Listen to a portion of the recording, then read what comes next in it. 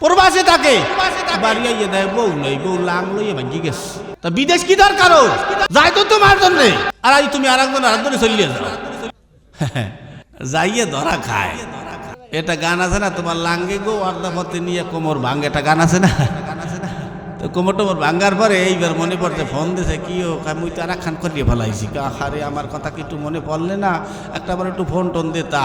ওই ওই কান্দে আর কয়, আগিল্লা রে আগিল্লা কত ভালো আসিলা, একখান সাবান না ফুরাইতে আর একখান আন্না দিছিলা।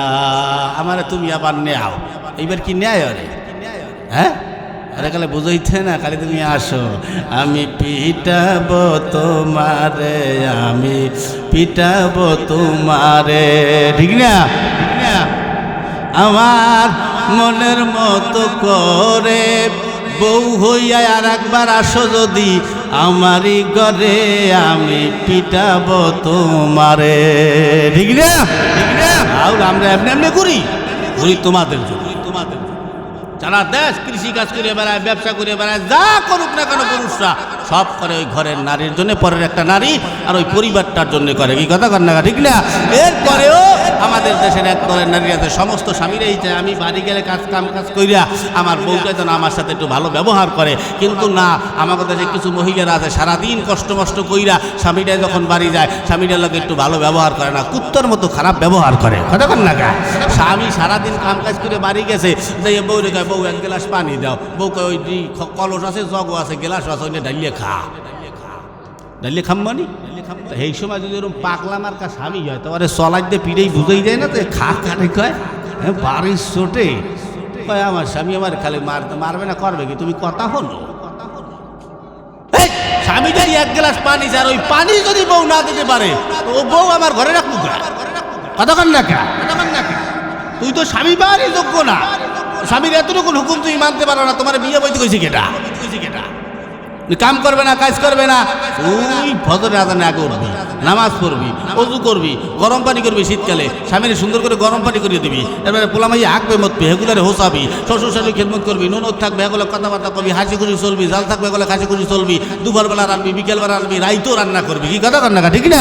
এই কষ্ট করে তুমি থাকলে তুমি অবাব বউ। ও মা, এই কথা যখন আমাকে দেশের জামাইরা হাওড়ি ছিলেন তো আপনারা, হাউরি না শাশুড়ি, ওই হাউরি আমাকে হাউরি, এই শাশুড়ির কাজ যখন বিচার দিতে, মা আপনার মাইয়ে কিন্তু এই কাম কাজ করে না, এখন মোবাইলের তো কই বই বই খালি মোবাইল যাবে, আমার মা বাবার লোক কিন্তু ভালো ব্যবহারটা করে না। হ্যাঁ, এই কাম কাজ না করে তা খামু কি আমরা? হ্যাঁ, ঘরে আর কোনো পোলা মাইয়ে নেই, বউ এই একটাই।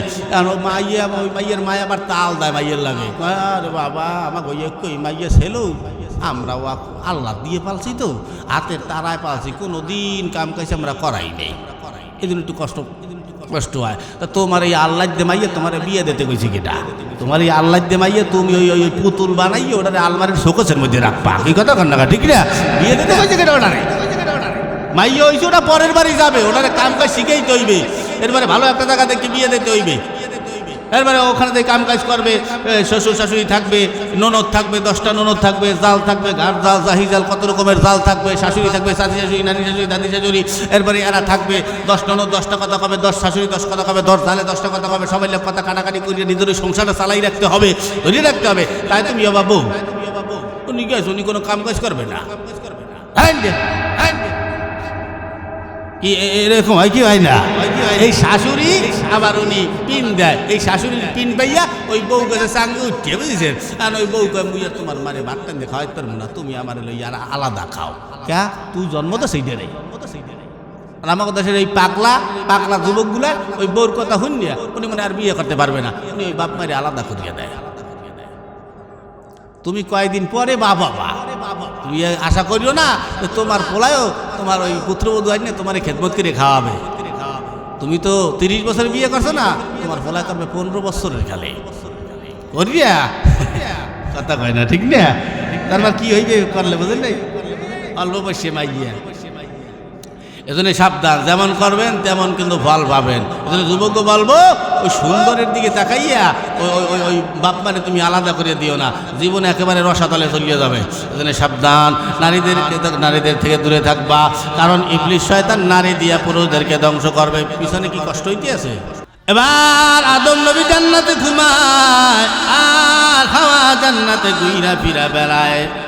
ঘুরতে ঘুরতে ঘুরতে ঘুরতে ঘুরতে ঘুরতে ওই গাছের পাশ দিয়া রওনা, যেই গাছের তলে ইবলিশ বসা। এবার হাওয়ার কানে গিয়া কান্নার আওয়াজ বাড়ি খায়। হাওয়া আলাইহিস সালাম কানতেছে, ওই সাপ কান্দে। হাওয়া চোখ ঘুরে তাকায় দেখে সাপ কান্দে। কি ব্যাপার সাপ, তুমি কান্দো কেন? এবার সাপের পেটের ভিতর থেকে ইবলিশ শয়তান আওয়াজ দেয়, আমি তো আমার জন্য কান্দি না, আমি কান্দি আদম আর হাওয়ার জন্যে। বলে কেন তুমি আদম আর হাওয়ার জন্য কান্দো? তুমি কেডা? ভাই আমার চেনার তোমার দরকার নাই। বলে তাহলে কান্দো কেন? বলে আদম আর হাওয়া তো ওরা বোঝে না, এই জন্য আমি কান্দি। বলে কি বোঝে না? বলে আল্লাহ যে ওদের সাথে একটা মিশা কথা বলছে তা তো আর ওরা জানে না। এখন হাওয়া আলাইহিস সালামকে আল্লাহ এমন কি মিশা কথাটা আমাদের সাথে বলল যেটা আমরা জানি না। এই কথা বলার পর এবার এই হাওয়া আলাইহিস সালাতু ওয়াস সালাম এবার বলে আল্লাহ কি মিশা কথা বলছে? বলে আমরা তো জানি না, তুমি জানো, তাহলে তুমি বলো। বলে আল্লাহ আদম আর হাওয়ারে কয়েকদিন পরে জান্নাত থেকে বের কইরা দেবে। বলে তুমি জানো কেমনে? বলে আমি জানি, আল্লাহ তোমাদেরকে জান্নাতে রাখবে না। বলে এই জান্নাতে থাকলে তোমার উপকার আছে, এই জান্নাতে থাকলে তুমি যখন যেটা চাবা মনে মনে বলবা, তুমি সঙ্গে সঙ্গে তোমার সামনে হাজির হয়ে যাবে। আর যদি দুনিয়াতে যাও, আলুটি চাষ কইরা কষ্ট কইরা গম ফালাইয়া ওই চাষবাস কইরা তোমাদের খাবার জোগাড় করা লাগবে।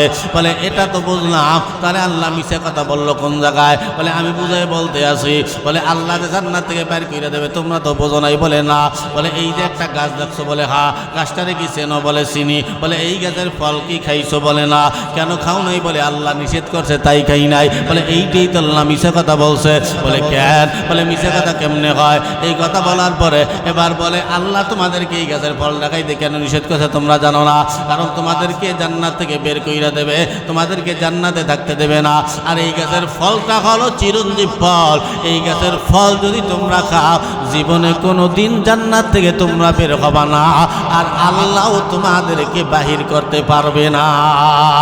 এই কথা বলার পর এবার আশ্চর্য হয়ে গেল হাওয়া আলাইহিস সালাম।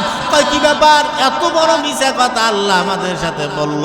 এই হলো মহিলাদের আর একটা দোষ, এই হলো মহিলাদের আর একটা দোষ। কারণ মহিলারা নিজের স্বামীর কথা তুইয়া পরের বাড়ির বউর কথা ভালো শোনে, পরের বাড়ির কথা, বাপের বাড়ির কথা, পরের বাড়ির স্বামীর গুণগান গাইতে স্বামীর কাছে ভালো থাকে, নিজের কথা ভাল লাগে না।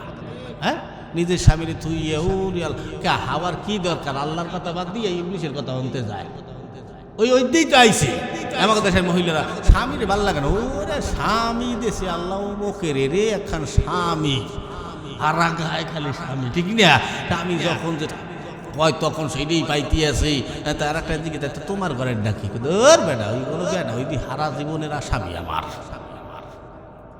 আমার ঘরেরটা বলে আমি হারা জীবন, আমার বলতে আমি হারা জীবনের আসামি। হে কিচ্ছু পায় না। ও যাইয়া দেখো, ওই বউ ধরে যাই দাও, ওই বউ তোমার বউরে স্বামী মনে করে, একবারে আসামি মনে করে। কি কথা কন টাকা, ঠিক না? খালি বাইরেই দেখো না কি হয়। এরপর আর একটা সাইড, মহিলাদের একটু লোভ বেশি। ইবলিশ লোভ দেখাই যে জান্নাতে থাকলে যখন যেটা পাবা সেই নিয়ামত তুমি পাইতেছো, দুনিয়াতে গেলে পাবা না। একটু লোভে পড়িয়ে গেল। ইয়াকুব নবী বাস করিতেন কেনানে,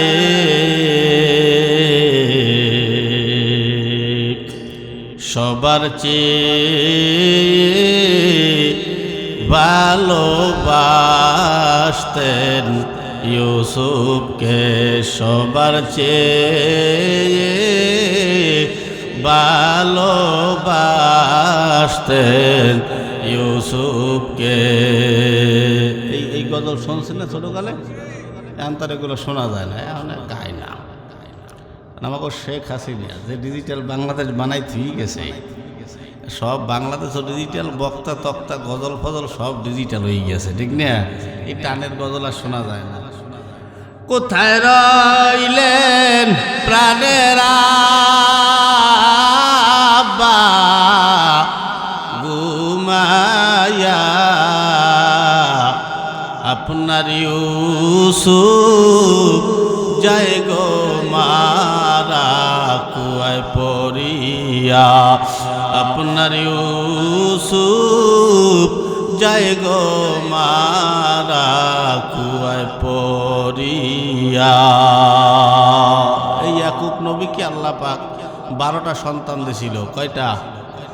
12টা, 2টা ছেলে হয়েছে খুবই ভালো, নাম হইল ইউসুফ আর বিনিয়ামিন, আর বাকি 10টা হয়েছে খুব খারাপ। তো ইয়াকুব নবী ইউসুফ নবীরে বেশি, এই ইউসুফ নবীরে কুয়ার ভিতরে 10 ভাই ফালাইতেছে, তাফসীর শুনছেন না? তাই 10 ভাই এই ইউসুফ নবীর একটু বেশি ভালোবাসে দেখিয়া ওদের অন্তরের ভিতরে হিংসা তৈরি হয়েছে। হ্যাঁ, আমাকে থইয়া আব্বাই খালি অরি ভালোবাসে, তাই ওই 10 ভাই প্ল্যানিং করিয়া ওই ইউসুফরে কুয়ার ভিতরে ফালাইতেছে। পোশাকটা আনিয়ে একটু রং টং মাখাইয়া ইয়াকুব নবীর সামনে দিয়ে বলতেছে যে আব্বা, এই ইউসুফরে বাগে লইয়ে গেছে আর এই পোশাকটা আমাকে দ্বারে দিয়ে গেছে। ইয়াকুব নবী তো আর অবুষ্ট বুঝনার বলত না, সে তো বোঝেই, সে চিন্তা করতে আছে যে আল্লাহ কোন শিক্ষিত বাঘ যে বুদম টুদম খুলিয়ে একটা সুন্দর মতো আমার ইউসুফরে লই গেলে, কোনো পোশাক টোশাক ছিললে না, এই পোশাকটা অবদারে দিয়ে গেলে। খুব শিক্ষিত বাঘ না? হ্যাঁ, ইনি আর কিছু বলেন না, এদেরকে চিন্তা করছে যদি অল্প কিছু বলি তাহলে আমার ইউসুফের উপর ওরা অত্যাচারের স্টিম রোলার চালাবে, তাই তিনি কিছু বলেন নাই। রাতের গভীরে 2 রাকাত নামাজ আদা করিয়া আল্লাহর আদালতে 2টা হাত বাড়া দিয়ে আল্লাহরে ডাক দিয়া বলে, আল্লাহ আমাকে 12টা সন্তান দিলা, এই 12টা সন্তানের ভিতরে 2টা ছেলে আল্লাহ এত ভালো হইছে যাদের গুণগান গাইয়া শেষ করা যায় না। 2টা ছেলে এত ভালো, গুণগান গাইয়া শেষ করাই যায় না যে এত ভালো হইছে। বাকি 10টা ছেলে আল্লাহ এত খারাপ হইল কেন? জিজ্ঞাসা করে আল্লাহ। আল্লাহ জিজ্ঞেস করলেন, ইয়াকুব তোমার বউ কয়টা? ইয়াকুব নবী বলেন, আল্লাহ বউ হলো 2টা। মনে রাখবেন, দুনিয়াতে যত নবী আসছে সমস্ত নবীদের একাধিক বিবাহ ছিল, সর্বনিম্ন বউ ছিল 2টা। কয়টা? আপনার কয়টা? 2টা। 2টা কার খার? আপনার একটা কার? এখন তো হাইকোর্ট অনুমতিও দিয়ে দিয়েছে, প্রথম বড় অনুমতি ছাড়াই আর একটা বিয়ে করা যাইবে। কঠিন একটা সুযোগ আই পড়ছে না আমাকে, সাবধানে করিয়েন। বাংলাদেশের মহিলারা কিন্তু আবার লিঙ্গ কাটার জম, কথা কান্নাকা ঠিক নিয়ে ওখানে দিয়ে দেবে। আবার লেখছে ফেসবুকে যে প্রথম বড় অনুমতি ছাড়া যদি বিয়েই করে, এরপর যদি ওই প্রথম বউরাতে স্বামী খুন হইয়ে যায় তো ও মামলাও বলে আদালতে নেবে না। এটা কায়দা হয়েছে না? আল্লাহ দিগায় শুধু সমস্ত নবীদের একাধিক বিবাহ, সর্বনিম্ন বউ ছিল 2টা, শুধু এক নবীর বউ ছিল একটা, সেটা হলো আমাদের আদি পিতা আদম আলাইহিস সালাতু ওয়াস সালামের বউ ছিল কয়টা? একটা। আর এক নবীর এখনো বিয়েই হয় নাই, তার বিয়া সামনে হবে, আমরা তার বিয়ার বরযাত্রী হব, কঠিন আকারে একটা খাওয়ান দেওয়া হইবে। আপনারা কি খাইতে রাজি হবেন না? আপনাকে দাওয়াত দেওয়া হইবে না, কোনো কথা কয় না। বিয়ে খাবেন না? ঈসা পয়গম্বরের বিয়া, আমরা তার বিয়ার বরযাত্রী হব, খাবো তো ইনশাল্লাহ। বড় বড় মাছের মাথা দেবে আনে। আল্লাহ জিগাইলেন, ইয়াকুব তোমার বউ কয়টা? কয় আল্লাহ 2টা। আল্লাহ পাক বলে, ইয়াকুব 2টা বউয়ের ভিতরে একটা বউ ভালো আর একটা বউ হলো খারাপ। খেয়াল, একটা বউ ভালো আর একটা বউ খারাপ। যেই বউটা ভালো ওই বউটার গর্ভের থেকে আমি আল্লাহ 2টা ছেলে বের করছি, দুটোই ভালো হইছে। আর যেইটা খারাপ ওইটার গর্ভের থেকে 10টা বের হইছে, 10টাই খারাপ হইছে। তার মানে বোঝা যায় ছেলে মেয়ে ভালো হওয়া খারাপ হওয়া এটা বাবার উপরে ডিপেন্ড করে না, এটা মায়ের উপরে ডিপেন্ড করে। কথা ঠিক কি না? মা যদি ভালো হয় সন্তান ভালো হয়। খেয়াল দিয়া শোনেন, মা যখন সন্তান 10 মাস 10 দিন গর্ভের ভিতরে রাখে, 4 মাস যখন বয়স হয় ওই সময় থেকে কার্যক্রম শুরু হয়। মা সন্তান গর্ভে লইয়া যা যা করবে ওই সন্তান জন্ম নিয়ে তাই করবে। মা যদি সন্তান গর্ভে নিয়ে চুরি করে, ওই সন্তান জন্ম নিয়ে হয় সিংকেটটা ঘরের মাল সামানা চুরি করবে, না হয় গরু চোর হবে, না হয় কলমে কাগজে বড় দুর্নীতিবাজ চোর হয়। ঠিক না? দুর্নীতি করে না, এগুলো তো চোর কয়। তাই মা যা যা করবে সন্তান তাই যেই করবে। এখন আপনাদের কাছে আমার প্রশ্ন, যেই সমস্ত যুবকেরা মুরব্বীরা এই আজকের এত সুন্দর একটা কোরআনের মজলিস তুইয়া মাহফিলের আয়োজন তুইয়া যারা মেলায় মেলায় ঘুরিয়ে বেড়াইতে আছে, এদিক সেদিক ঘুরিয়ে বেড়ায়, আপনাদের কাছে প্রশ্ন, তাদের মায়েরা তাদের পেটে লইয়া কি করছে? ঠিক আছে না? দলিল দিয়ে দিলাম। আমি আমার যুবক ভাইদেরকে বলবো, যদি তোমার মার এই বদনামের খাতার থেকে নামটা ছুটাইতে চাও, তাহলে ওদের ময়দানে আসবা, তাহলে বুঝবো তুমিও ভালো, তোমার মাও ভালো। অন্তত তোমার মা তোমার গর্বে লইয়া একদিন হইল কোরআন তেলাওয়াত করছি। আর যদি না আসে, মনে করবো ও ভালো না, ওর মাও ভালো না। ঠিক না? দেখি শরীয়তের সরকারিপুরের সুসন্তান কারা পাওয়া যায় না। গোটা কয়েকদিন আগে আমি মাহফিল করলাম এক জায়গায়, এক ডিসি সাহেব আমার দাওয়াত করলেন। ডিসি সাহেব আওয়াজ দিয়া বললেন, হুজুর স্টেজ ওঠার আগে 2-4টা কথা বলতে চাই। আমি বললাম, বলেন স্যার, কি বলবেন? হুজুর মাহফিল উপলক্ষে আসলাম বাড়িতে, এলাকার লোকের সাথে কোনো দেখা সাক্ষাৎ হয় না। হুজুর আসছি, ফজরের সময় চিন্তা করলাম এলাকার লোকদের সাথে তো সাক্ষাৎ হয় না, নামাজে গেলে মনে হয় সাক্ষাৎ হবে। কষ্ট করিয়া হুজুর ঠান্ডা পানি দিয়া অজু করিয়া গেলাম হুজুর মসজিদে নামাজ আদায় করার জন্য। কিন্তু হুজুর যাইয়া দেখি আমাকে ইমাম সাহেবরে লইয়া মোটমাট 8 জন আমরা নামাজ পড়ছি, মানে 7 জন মুসল্লি আর একজন হলো ইমাম সাহেব, এই হলো 8 জন। আমি বললাম, এর ভিতরে যুবক কয়জন? কয় হুজুর যুবক একজনও নাই। কয় হুজুর যুবক তো দূরের কথা, বেডারাই তো নাই। আমি বললাম, বেডারা নাই তো নামাজ পড়লো কারা? কয় হুজুর নামাজ যারা পড়তে সব ল্যাংরা, আর তোর খোরাডুল আটতে পারে না, চলতে পারে না, লাঠি ভর দিয়ে আটে। এরপরে দাঁড়াইলে রান বাইয়া বাইয়া পড়তে পারে, রুকুতে গেলে পিছন দিয়ে পাত বাইরেই যায়। এলে মুসল্লি, আমার কত মুসল্লি আমার কা হুজুর এই অজু করে উঠছি, রান বাইবেই পরে, কি করবো হুজুর কর। আমি কইছি, তুমি যুবক বয়সে নামাজ পড়ো নাই, তাই আল্লাহ বুড়া বয়সে তোমার এই সুযোগটা দিতেছে না। আর যুবক বয়সে যদি নামাজ পড়তা, আল্লাহ রহম করিয়া দয়া করিয়া বুড়া কালেও নামাজ পড়ার সুযোগ দিয়া দিত। ওই গাথা কান্নাগা ঠিক না? যেগুলোর ওই অবস্থা হয়, ওগুলো মনে করবেন ওই যুবক বয়স ওই রুচ্ছা বিলম্বনী করিয়া বেড়াইস। আজকে এই নামাজ আমাদের সমাজে নাই, নামাজ আমরা পড়তে যাই না।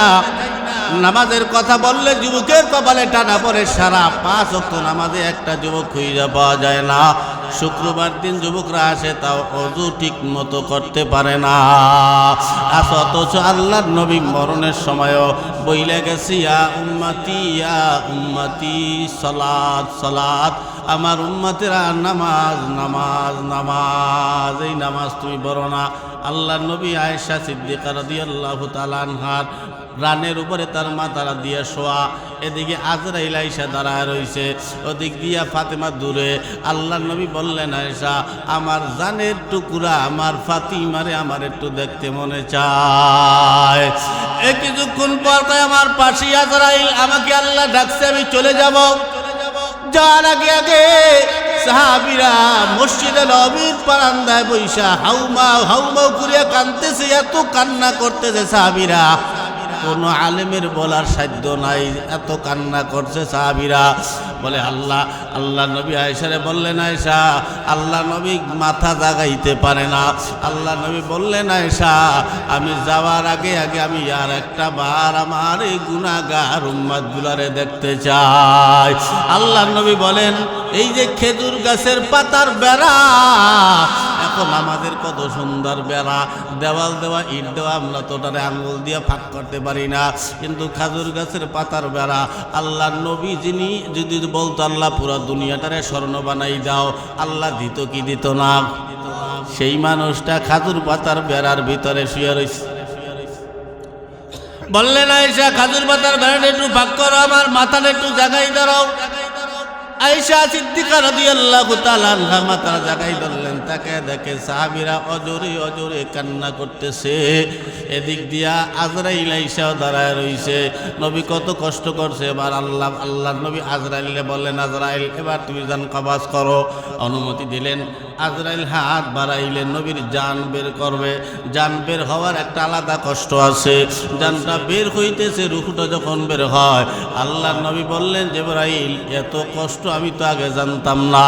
তবে আজরাইল, এই তামাম দুনিয়ায় আমার যত উম্মত আছে, এই আমার উম্মতের জান বের করার সময় তো কষ্ট হবে, আমার এই সমস্ত উম্মতের যে কষ্টগুলা হবে, এই কষ্টগুলা আমি নবীরে এই এক সময় এই মুহূর্তে তুমি আমারে দিয়া দাও।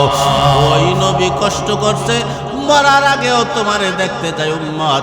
আজকে সেই নবীর সুন্নতটা আমাদের বডির ভিতরে নাই। নবীর একটা সুন্নত আমরা মানি না, আমাদের কপাল পুইরা গেছে। এই নামাজ প্রতিষ্ঠা করতে যাইয়া আল্লাহ নবী কতটা কান্না করছে, কতটা মার খাইছে তোমরা জানো না। নিজের দেশান্তর হইছে, মক্কার ঘর বাইতুল্লাহর দিকে বারবার তাকাইয়া মদিনায় হিজরত জমাইছে। এ মুসলমান, না বইলাও পারি না এই নামাজের কথা। আজকে নামাজ আমাদের হইতেছে না। পুরুষের ইবাদতের ভিতরে, ঈমান আনার পরে পুরুষের ইবাদতের ভিতরে সব থেকে বড় ইবাদতের নাম হলো নামাজ।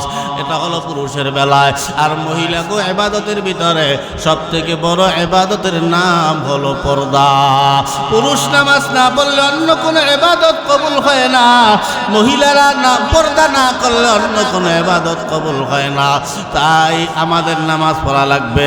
শোনো তাহলে, একদিন আবু জাহাল আর আল্লাহর পয়গম্বর সন্ধ্যার সময় সামনাসামনি দাঁড়ানো, পাশাপাশি আবু জাহাল মুহাম্মদুর রাসূলুল্লাহর দিকে টেরে টেরে তাকায়, আর আসমানের দিকে তাকাইয়া আল্লাহরে ডাক দিয়া বলে, আল্লাহ, মুহাম্মদ রে এত সুন্দর একটা চেহারা দিছো রে, যেই চেহারাখানা দেখলে কলিজা খানা ঠান্ডা হইয়া যায়। এত সুন্দর কি মানুষ, এত সুন্দর আল্লাহ মুহাম্মদুর রাসূলুল্লাহকে বানায়। বার মোহাম্মদ রে দেখেই পাগলের মতো হয়ে গেল। ডাক দিয়ে কয়, ভাতিজা কি ব্যাপার? বলে, কি হয়েছে চাচা? কয়, তোমারে গতকাল সন্ধ্যায় দেখলাম সুন্দর, সকালবেলা তুমি দেখি তার চাইতে 1000 গুণে বেশি সুন্দর। কেমন দেখা যায় বলো তো? অতি সুন্দর। তোমারে কেন দেখা যায়? কি লাগাও চেহারা লাগাই এত সুন্দর হও? আমারে অতি একটু বলতা, তুমি চেহারায় কি লাগাইয়া সুন্দর হও, আমিও আমার চেহারায় লাগাইয়া তোমার মতো একটু সুন্দর হইতাম। একটু বল কি আমার আপনার নবী চেহারায় কি লাগাইয়া সুন্দর হইতো? জানেন না? লাইট বয় সাবান দিত, লাক্স সাবান, ডাটল, ডাব সাবান, ফেইজাস, শ্যাম্পু, ফেরাউন লাভলি। আমাকে দেশের যুবকেরা কত কিছু লাগায়। ফেইজস মাখে 5 বার আয়নার সামনে খাড়াইয়া লোসন মাখে, ফেরাউন লাভলি মাখে। এই ফেরা হেনে তো কথা কয় কারে যুব, হেনে পোলাপান কারা ওগুলোর বাইরে হলে তারাই খেয়ে।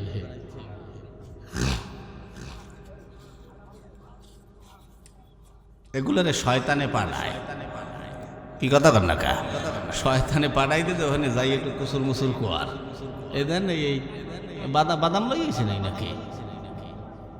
বাদাম আমাকে দেশের যুবকরা সাবান মাখে, কত ধরনের সাবান, এরপরে কত ধরনের রং মাখায়, বিভিন্ন লাভলি টাবলি লাগায় চেহারা সুন্দর করার জন্যে, চেহারা পরিষ্কার করার জন্যে। আমি বলতে চাই, যদি ফেরাউন লাভলি লাগাইয়াই যদি ফেরাউনের মতো হওয়া যাইতো, সুন্দর হওয়া যাইতো, পরিষ্কার হওয়া যাইতো, তাহলে উগান্ডার কোনো মাইয়ারা কালা থাকতো না। ঠিক না? লাগাই কথা কর, কথা কইতে সমস্যা। যেই ঘরে স্বামী আর স্ত্রীর ভালোবাসা এক না, ওই ঘরে কি কোনোদিন শান্তি হয়? যেই ময়দানে বক্তার শ্রোতা এক না, ওই ময়দানে কি ওয়াজ ভালো হবে? আপনারা কথা না কইলে ওয়াজ কিন্তু উঠবে না, ডাউন খেয়ে যাবে। বুঝছেন? আমার কি ডাউন করিয়ে দেবেন আপনারা? ডাউন না করলে কথা কইতে হইবে। আমার সোনার যুবকেরা কই, কলিজার যুবকেরা মোবাইলে খাইছে, হে আমার যুবকরে মোবাইলে খাইছে। ঠিক না? যুবকরা একটু রাত জাগাও। কোনো রাত জায়গায় যুবক বলছি আমিন হাত নামাও। তা তোমরা একটু আওয়াজ টাওয়াজ দিও, দেবা? নারায়ে তাকবীর। একটু লাইনে থাকো, আর ভালো হইবে যদি তোমরা আওয়াজ টাওয়াজ না দাও। আমার চলে না, কারণ আমার বেশিরভাগ হজরো যুবক মুরব্বীরা এমনি সোজা হয়ে গেছি, আর বেহাতেরা নাই, রুকু দিয়ে যায় মাঝে মাঝে। আমার যুবকরা একটু লাইনে থাকো, মুরব্বীরা পাশে থাকবে আনে, তাই এগুলা লাগাইয়া সুন্দর হওয়া যায় না। আল্লাহর নবী বলেন, আবু জাহেল বলে, মুহাম্মদ কি লাগাইয়া সুন্দর হইছো? আল্লাহর নবী বলেন, চাচা আমি গতকাল রাত্রে বাইতুল মুকাদ্দাস গেছিলাম, যাওয়ার আগে আগে জমজম কূপের পানি দিয়ে একটু ওযু করছিলাম। সুবহানাল্লাহ। তুমি নামাজ পড়ো না, নামাজ না পড়লে সুন্দর হওয়া যায় না। যদিও কত মানুষ আছে চেহারা কালো কিন্তু নামাজ পড়ে, ডাইকে চা খাওয়াইতে মনে চায় কি চায় না। আবার কত মানুষ আছে পরিষ্কার দলা কিন্তু চেহারা দেখলে মেজাজ গরম হয়ে যায়, মনটাই চায় বাঙ্গাই ইটর থুতনায় মারি, মনে চায় না?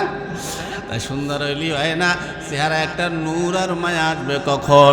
বলে যখন তুমি ওযু করবা, ওযু কইরা নামাজ পড়বা, 5 ওয়াক্ত নামাজ তুমি পড়ো না, তোমারে আমি আল্লাহর পক্ষ দিয়ে চ্যালেঞ্জ দিয়ে গেলাম, 1 সপ্তাহ টাইম, 1 সপ্তাহ তুমি নামাজ পড়বা, 5 বার ওযু করবা, এই 5 বার ওযু করবা, 5 ওয়াক্ত নামাজ পড়বা, 1 সপ্তাহের ভিতরে তোমার চেহারার ভিতরে কোনো ফেইজ ফেরাউন লাভলি মাখান্না লাগবে না। বিনা মাখায় তুমি 1 সপ্তাহের ভিতরে যদি তোমার চেহারার ভিতরে নূর আর মায়া না আসে, আমি আব্দুর রহমান রে একটা ফোন দিয়া গালি দিয়ে দিই, যা চ্যালেঞ্জ দিয়ে গেলাম, চ্যালেঞ্জ আল্লাহর পক্ষ দিয়ে তোমার কাছে। আবি যাবি মাখো এই চেহারা দাও, এগুলো তেল মাখা চেহারা, গোবর থইলে বাসায় কৌরুয়া তেল, মানে সরিষার তেল, এগুলো মাহা। এ মুসলমান, তাহলে তাকাও, আমাদের মাযহাবের ইমামে আযম আবু হানিফা রাহমাতুল্লাহ আলাইহি, এক যুবক ওযু করতেছে, হঠাৎ করিয়া আযমে আবু হানিফা ডাক দেয়া বলে, যুবক তুমি কি চুরি করছো? বলে হুজুর চুরি তো করছি। আপনি জানলেন কেমনে, দেখলেন কোন সময়? আমি এইমাত্র দেখলাম। বলে কেমনে? তোমার ওযুর পানির সাথে তোমার শরীর গুনাহ জইরা জইরা পইরা যাইতেছে। আর এক যুবক ওযু করতেছে, আওয়াজ দিয়ে কয়, যুবক তুমি কি জেনা করছো? কয় হুজুর লজ্জার কথা, জেনা তো করছি ঠিক, কিন্তু আপনি দেখলেন কোন সময়? কয় এইমাত্র দেখলাম। বলে এইমাত্র তো আমি জেনা করি না। বলে দেখলেন কেমনে? বলে আমি দেখতে পাই তোমার ওযুর পানির সাথে সাথে তোমার জেনার গুনাহ জইরা জইরা পইরা যাইতেছে। সুবহানাল্লাহ। গুনাহ হলো অন্ধকার, গুনাহ হলো কালো। এই জন্য ওই গুনাহটা তুমি যখন 5 বার ওযু করবা, 5 বার ওযুতে ওযুর পানির সাথে তোমার গুনাহটা জইরা পইরা যাবে, নেক থাকবে শুধু চেহারায়। নেক হলো আলো, এই নেক তোমার চেহারায় ঝলমল করবে। এই জন্য তুমি 5 বার ওযু করলে গুনাহ তোমার অন্ধকারটা চইলা যাইতেছে। 1 সপ্তাহের ভিতরে তোমার চেহারার ভিতরে নূর আর মায়া চইলা আসবে, ঠিক না? আবু সালাওয়াত দেখা, ও ভাতিজা কি ব্যাপার, চেহারা এত সুন্দর কেমনে হয়? কয় চাচা আমি বাইতুল মুকাদ্দাস গেছিলাম, যাওয়ার আগে জমজম কূপের পানি দিয়ে আমি ওযু করছিলাম। এই কথা বলার পরে কয় বাইতুল মুকাদ্দাস যাইয়া 2 রাকাত নামাজ পড়েছি, আল্লাহর আরশে আযমে গিয়া আল্লাহর সাথে কথাবার্তা বইলা আবার চলে আসছি। আবু জাহেল ডাক দেয়া বলে, ভাতিজা রে, এতক্ষণ মেজাজটা ঠান্ডা ছিল, তুমি এখন গরম বানায় দিলা। মেজাজটা নরম ছিল, এখন গরম হয়ে গেল। কয় চাচা কেন গরম হইল? কয় তুমি কি আমারে পাগল বুঝাও? কয় না চাচা, আপনারে কেন পাগল বুঝাবো? কয় পাগল বুঝাও না তো কি করো তুমি? কও কি? বলে কি কই? বলে যে বাইতুল মুকাদ্দাস আমি 2 বার গেছি, যতবার গেছি যাইতে 30 দিন সময় আর আসতে 30 দিন সময় লাগে। টোটাল কয় দিন সময় লাগে? 2 মাস। এই 2 মাস সময়ের ভিতরে তুমি গতকাল রাত্রে গেলা আর আইলা, এই কথা দুনিয়ার কোনো পাগলেও বিশ্বাস করবে না। এই কথা বলার পরে আবু জাহেল বলে, ভাতিজা মুহাম্মদ শোন, তোরে দেখলে এমনি আমার বড় হিংসা হয়, রাগ হয়। বলে কেন চাচা, আমারে দেখলে তোমার কেন হিংসা হয়? বলে তুমি কি বোঝো না? বলে না, বুঝাইয়া বলেন। বলে আমি কয়েকদিন ধরে লক্ষ্য করছি, মানুষ তোমার বাড়ি যায়, আমার বাড়ি আসে না। মানুষ তোমার কাছে যায়, আমার কাছে আসে না। মানুষ তোমাকে সম্মান দেয়, আমাকে সম্মান দেয় না। মানুষ তোমারে সালাম দেয়, আমারে সালাম দেয় না। এই এলাকার নেতা কইলাম আমি, আমার এই জন্য বড় হিংসা হয়। আমি চাই না তুমি এলাকায় থাকো, আমি চাই তুমি এলাকার থেকে সইরা যাও। অনেক সুযোগ খুঁজছি, বুদ্ধি সুযোগ মোড়ে পাই না তোমারে কেমনে তাড়াবো, কারণ তোমার কিছু বক্তবৃন্দ হইছে, এই বক্তদের কারণে তোমারে কিছু বলাও যায় না। আল্লাহর নবীর ভক্ত কারা? বলে আবু বকর, ওমর, ওসমান, আলী, এরা হলো নবীর ভক্ত, এদেরকে দিয়েই আমি তোমারে তাড়াবো। বলে কেমনে? বলে যেই কথা বললা এই কথা তোমার ভক্তরাও বিশ্বাস করবে না। এই কথা বললেই আবু বকরের মাধ্যমে আল্লাহর নবীকে এলাকা ছাড়া করবে। আবু জাহেল দৌড় মারলেন আবু বকরের বাড়ি। আবু বকরের বাড়ি যাইয়া দরজা নক দিলেন। আবু বকর দরজা খুললেন, খুইলা তাকায় দেখে আবু জাহাল। হে আবু জাহাল, কি ব্যাপার? আবু জাহাল বলে, আবু বকর একটা কথা বলার জন্য আসছি। বলে কি কথা? বলে কথাটা হলো, রাখতে করবা না? কয় না। কয় কও, সমস্যা নাই। কয় মোহাম্মদ হইল একটা পাগল। এই কথা বলার সঙ্গে সঙ্গে আবু জাহাল নবীর সব থেকে বড় আশেক, নরম মানুষ, গরম হইয়া গেল। ডাক আবু জাহেলের বাচ্চা, শালার বেটা, শালা, ঠিক না? আবু বকর এমন ধমক মারছে, এক ধমকে 10 হাত পিছনে গিয়া দাঁড়াইছে। জোরে বলা যাবে কি আল্লাহু আকবার। এটা হলো নবীর আশিকের ধমকের পাওয়ার। এ মুসলমান, আবু বকর, আবু জাহেল ডাক দিয়া বলে, আবু বকর তুমি তো নরম মেজাজের মানুষ, গরমের পাটি না, কেন গরম হইলা? আবু বকর বলে, আবু জাহেল তুই আমার নবীরে পাগল বলবি, ছাগল বলবি, যা মনে চায় তাই বলবি, আমার নবীরে লুচ্ছা লম্পট বলবি, আমার নবীরে সন্ত্রাস বলবি। এই কথাগুলো শুই না নবীর কোনো আশিকেরা চুপ থাকতে পারে না, ঠিক না? 2026 সাল ওয়াদাবদ্ধ হইয়া যাইতে হবে। নবীর দুশ্মনের কি বিচার? মাঝে মাঝে কিন্তু নাস্তিকরা বের হইয়া আমার নবীরে গালি দেয়, ইসলাম নিয়ে কথা কয়, আল্লাহ নিয়ে কথা কয়, হুজুরদেরকে নিয়ে কথা কয়, মাদ্রাসা নিয়ে, মসজিদ নিয়ে কথা কয়, আমার নবীর লুচ্ছা লম্পট বলে গালি দেয়, আমার নবীর সন্তান বইলা গালি দেয়। বিচার কিছুই না লাও। বলে মাং সাব্বা নাবিয়ান ফাকতুলু, নবীর দুশ্মনের একমাত্র বিচার হলো ওরে ডাইরেক্ট কতল কইরা ফেলাবা। ওরে যেখানেই পাবা ওরে ওই জায়গায় ওরে থাবড়াইয়া চোপড়াইয়া লাগতিয়ে ঘুষাইয়া পাড়াইয়া ওরে মারিয়া ফেলাবা, পুড়িয়া ফেলাবা। এরপরে পুলিশে ফোন দিয়া বলবা, স্যার এখানে একটা লাশ আছে, লাশখানা নিয়ে যান।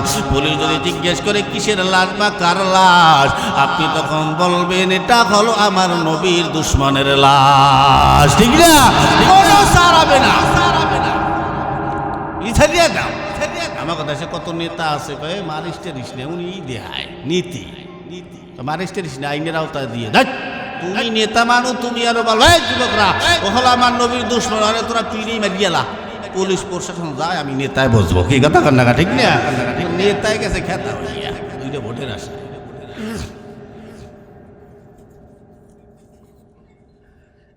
আবু বকর তুমি তো রাগের মানুষ না, কেন রাগলা? আবু বকর আওয়াজ দিয়ে আমার নবীরে পাগল বলবি আর আমি আবু বকর চুপ থাকবো, তা হবে না। আমি আবু বকর আর সেই আবু বকর থাকবো না। বলে তাহলে তুই আমার নবীরে পাগল কইলি কেতা? মোহাম্মদ কয় কি? বলে কি কয়? বলে মোহাম্মদ বলে আমি তো বাইতুল মুকাদ্দাস গেছি। তাই গেছো তো কি হয়েছে? যেই জায়গায় যাইতে আড়াইতে 2 মাস সময় লাগে, মোহাম্মদ নাকি সেই জায়গায় গতকাল রাত্রে গেছে আড়াইছে। আবু বকর ডাক দিয়া বলে, এই কথাটা কে বলছে? মোহাম্মদুর রাসূলুল্লাহ নিজে বলছেন, অন্য কেউ বলছে? বলে মোহাম্মদের জবান দিয়ে শুই না সর্বপ্রথম তোমার বাড়ি আসলাম। আবু বকর আওয়াজ দিয়া কয়, রে আবু জাহাল, যদি মুহাম্মদুর রাসূলুল্লাহ নিজে বইলা থাকে তাহলে কথায় কোনো সন্দেহ নাই, সন্দেহ নাই, সন্দেহ নাই, যা বলছে সত্য বলছে। কথা বলার পরে আবু জাহেলের হাসি মুখটা বেজার হয়ে গেল। আর মনে মনে কয়, আবু বকরের কাছে আসাটাই আমার বেহুদ হয়ে গেলে, সব পান্তাবাত হয়ে গেলেই। মন বেজার করিয়া বাড়ির দিকে যায় আর আবু বকরের গালি দেয়, কয় আসাটাই আমার ঠিক হয় নাই। আবু বকর, ওমর, ওসমান, আলী এদেরকে ডাক দিয়া নবীর এই মেরাজের ঘটনা শুনাইলেন। ওমর আবু বকর, আল্লাহ অবশ্যই আমাদের জন্য কিছু দেশে, নবী আমাদের জন্য কিছু নিয়ে আসেন না, নিয়ে আসে নাই, চলো আমরা নবীর দরবারে যাই। গেলেন নবীর দরবারে। নবীর দরবারে যাই ওমর ডাক দিয়া বলে, ইয়া রাসূল, আসসালামু আলাইকা ইয়া রাসূলুল্লাহ। আল্লাহ নবীরে সালাম দেওয়ার পরে জবাব দিলেন। ওমর ডাক দিয়া কয়, নবী গো, আল্লাহ কি আমাদেরকে কিছু দেয় নাই? আল্লাহ নবী বলেন, কি বলো ওমর? আল্লাহ তোমাদেরকে ভালোবাসা দেশে আর আমিও তোমাদের জন্য নিয়ে আসছি। ওমর বলে, নবী আল্লাহ কি দিছে? আল্লাহ নবী বলেন, ওমর আল্লাহ তোমাদেরকে ভালোবাসা 5 ওয়াক্ত নামাজ দিছে। সুবহানাল্লাহ। আমার আওয়াজ দিয়া কয়, ও নবী গো, যদি আল্লাহ ভালোবাসা 5 ওয়াক্ত নামাজ দিয়েই থাকে, আমরাও ভালোবাসা মোহাব্বত কইরা 5 ওয়াক্ত নামাজ আদায় করব, কোনোদিনও অমান্য করব না। সাহাবীরা ওয়াদা দেয় নামাজ কোনোদিন ছাড়বে না। আর আমাকে পালায় এমন হইয়া গেছে নামাজ আমরা মোটেই পড়ি না। আযান হইয়া যায়, মসজিদগুলো কত সুন্দর পাকা, নামাজের সময় কাতারে মুসল্লি পাওয়া যায় না, পুরা কাতার হইয়া থাকে ফাঁকা। কথা ঠিক ঠিক সব ফাঁকা হয়ে গেছে, ইমানও ফাঁকা হয়ে যাবে। এবার মুসলমান, এবার ওমর আওয়াজ দিয়ে কয় নবী গো, এই নামাজ আমরা কেমনে পড়বো, কখন পড়বো, কয় ওয়াক্ত পড়বো, কিভাবে পড়বো, হাদিস দিয়ে পড়বো না কোরআন দিয়ে পড়বো, আমাদেরকে একটু বলবেন কিনা। আল্লাহর নবী বলেন ওমর, আমি যেমন আপনাদেরকে বয়ান কইরা শুনাইতেছি, আল্লাহর নবী এরকম মেম্বারের উপরে বইসা সাহাবীদেরকে সামনে লইয়া ব্যাখ্যা তাফসীর কইরা সাহাবীদেরকে বুঝাইছে। যখনই আল্লাহর নবী বয়ান করবে, খুতবা শুরু করবে মেম্বারের উপরে উঠিয়া, এমন সময় আবু জেহেল, উতবা, সাইবা, আবু সুফিয়ান, বড় বড় কাফিরদের নেতারা, এরা আইসা মুহাম্মদ রাসূলুল্লাহরে ডাক দিয়ে বলে, মুহাম্মদ তোমার সাথে আমাদের কথা আছে। ওই মজলিসের ভিতরে হযরতে ওমর বসা, একটু বলবেন কি আপনারা, ওমর নরম না গরম?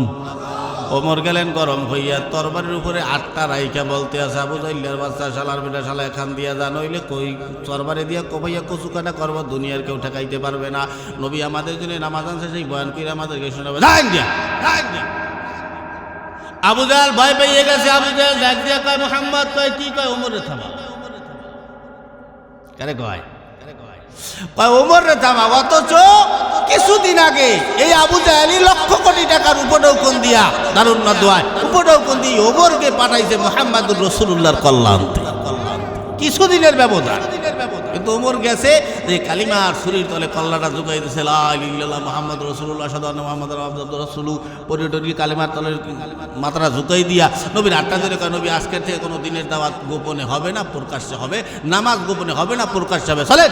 আল্লাহ নবীকে কয়দিন পরে হোক, কয় না কোনো পরে টরে বুঝি না, এখনই চলেন। আইটে লইয়ে যাইতে যায়, সব মক্কার জমিনে লইয়ে গেছে। আবু জাহেল, উতবা, সাইবা, বড় বড় নেতারা তো চাইয়ে রয়েছে আগ করে। আবু জাহেল লেখা, তোরা কসুর নেতা হইছ, বেটা হইলে ওমর, কথা কর না কেন? ওমর হইলে বেটা, ওমর দেখ সবগুলোরে ধরিয়ে লইয়েছে, সবগুলো রেখে জবাই দেবে। কিন্তু ঔষধে যে রিয়াকশন করছে এত আবু জাহেল জানে না, জানে আবু জাহেল বেটা হইল ওমর, ওরা মনে করছে সবগুলো রেখেই নাই না, মনে হয় যে জবাই দেবে। কিন্তু ওমর যাইয়া খোলা তরবারি হাতে লইয়া জাগাইয়া ডাক দিয়া বলছে, আজকের থেকে মক্কাবাসীরা তোমরা শুই না রাখো, কুরাইশবাসীরা আজকের থেকে দিনের দাওয়াত প্রকাশ্যে হবে, বাইতুল্লাহর ভিতরে প্রকাশ্যে নামাজ হবে। কোনো বাপের বেটা যদি বাধা দেওয়ার মতো থাকিস, আমি ওমরের সাথে আগে মোলাকাত করি। আবু জেহেল আকুরিয়া সাইয়া রইছে, ওইলি ডাকি যারে দিয়ে বুঝ সারামু, তারাই যদি বুতে ধরে তারে বুঝ সারাইবে কিনা। যারে দিয়ে ইসলামের পতন ঘটা বোঝাই ওমরে দিয়া, ওই ওমরে যদি ইসলাম গ্রহণ করে, তাহলে যুদ্ধরা করব কার সাথে? বেকাশেকার মধ্যে পড়ে গেল। আবু জাহেল আর কোনো কথা কয় না। এই ওমর ওই মজলিসে বসা, এই হলো সেই ওমর, যেই ওমর রাস্তা দিয়া দৌড়ায়, রাস্তা দিয়ে চললে, যেই রাস্তা দিয়ে একবার যাইতো, ওই রাস্তায় 40 দিনের ভিতরে ইবলিশ শয়তান পাও রাখতো না। এই হলো সেই ওমর। এ হলো কোন ওমর? বলে ওই ওমর। একবার এক যুবক মদের বোতল হাতে লইয়া, এইভাবে মদের বোতল হাতে লইয়া মদ খায়, রাস্তা দিয়া হাঁটে, এইভাবে আসমানের দিয়ে তাকাইয়া আল্লাহরে ডাক দিয়ে বলে, আল্লাহ তোমার লাগে একটা কথা, আজকের দিনের জন্য আমি মদ খাইতে আছি, আল্লাহ আজকে কালে তুমি দুনিয়ার সবার সামনে ফালাইও, আল্লাহ ওমরের সামনে ফালাইও না। আসমানের দিয়ে তাকাইয়া বলতেছে, এদিক দিয়ে সামনের দিয়ে তাকাইয়া যখন আডা বাজাইছে, ও তার সামনের দিয়ে তাকাইয়েই দেখে সামনের রাস্তার মোড় ঘুরে হজরতে ওমর আইতে আসি। পেটের মধ্যে যা ছিল সব পাতলা পায়খানা হয়ে গেছে। আল্লাহ তোমারে বললাম একটা, তুমি করলা আর একটা। আমাকে বাংলাদেশি ভাষায় একটা কথা আছে, যেখানে বাঘের ভয় কাম হয়ে গেছে। আর এ মুসলমান, ওমরে দেখেই তাড়াতাড়ি সামনে রাত দুইটা পিছনে লই গেছে। আমাকে দেশের যুবকরা তো আর মদ খায় না, ওরা যা নেশা খায়, গাঁজা খায়, ফেন্সিডিল খায়, ইয়াবা খায়, ট্যাবলেট খায়, ডাইল খায়, বাবা মানে গাড়ি নেশার নাম হইল বাবা। কি নাম? হ্যাঁ, নেশার নাম হইলে ডাইল, তোরে খামু কাইল। ইয়া যদি আপনার ডাইল দিয়ে আনতেও যায়, আপনার বলার কোনো কায়দা নাই, ধরার কোনো কায়দা। এছাড়া যাও কই, কয় ডাইল আনতে যায়। কোন ডাইল আনতে যায় তা আপনি জানেন না? পাতলা ডাইল না ওই ট্যাবলেট ডাইল, কর কায়দা আছে। যাও কই, কয় বাবারে আনতে যাই, আর বাহিরে আউগুই আনতে যাইতে আছে। হ্যাঁ, আপনাকে এলাকায় কি আছে? এ যুবকরা, কি এইগুলা খাওয়াটাও নাই? জোতার গাম খায়, জোতার গাম দেখতে এককালে হুবাহু গুড় মতো দেখা যায়। হ্যাঁ, এই খায়। ওই গাজীপুর ওই ফ্লাইওভার দিয়ে উঠলে অনেক সময় দেখা যায় গা জীর্ণ শীর্ণ, শীতের ভিতরে কোনো পোশাক নাই, উগান্ডার মতো কালা, ইটের ভিতরে ওই বয়ে বইয়ে পলিথিন একটা নাক নাক পর্যন্ত হান্দায় দিয়া কি ভুইতেছে আর টানতে আছে। আমি শীতে করি জীবন ডাকি। হ্যাঁ, শীত গরম কিচ্ছু নেই, এখন কেউ মানতেছে না। বাপ না, মা না, এলাকার কোনো মুরব্বী না, কোনো রাস্তা দিয়ে কত মানুষ আইতে যাইতেছে, কোনো লজ্জা নাই, শরম নাই, কিচ্ছু নাই। তোরা এগুলা খায়। কয়দিন পর দিয়ে নেশা করতে করতে তাই গু খাওয়া ধরবে রে। গুড় ভিতরেও তো একটা ফেলেবার আছে, কি কথা কথা ফেলেবার না? আল্লাহ, কিছু কিছু লোক আছে ফুলের গন্ধ আর পায়খানার গুড়ের ঘেরান। কি নাম? কি গুড় গন্ধ হইতে পারে, গুড় কি ঘেরান হয়? ঘেরান হলো সুস্বাদু ঘেরান, যেগুলো আসে ওইটা ঘেরান। কষ্ট হইতে আছে, চলবে, চলার পক্ষে কারা? আর যুবকরা কি আইছো সবাই না আরো ডাকতে হইবে? আরে কোথায় রইলা প্রাণের যুবক,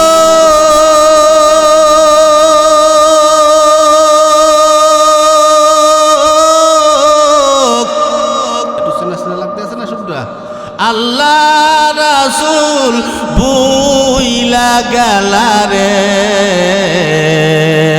একবার কি আল্লাহর কথা হয় না তোমার স্মরণে?